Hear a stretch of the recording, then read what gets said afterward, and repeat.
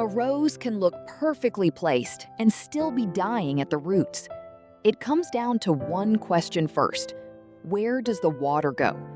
3 more decisions stand between this rose and a real chance to thrive. Begin with a container that has enough open drainage holes. Fill it with fresh potting mix made for container plants, not dense garden soil.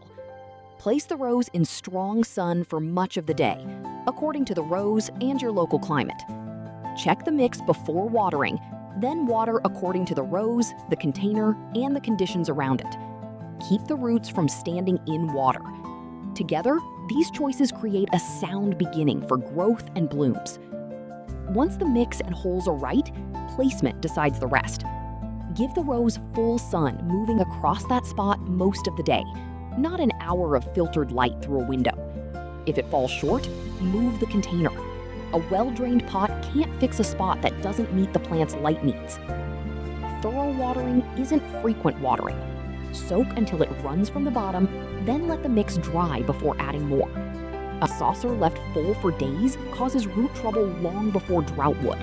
Check the mix, not the calendar. None of this replaces knowing the specific rose. Cultivar, container size, and climate shift these numbers.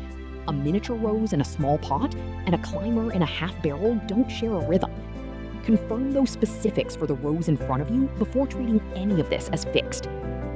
The check: working drainage, a container-grade mix, real sun for this rose and climate, watering guided by the soil right now.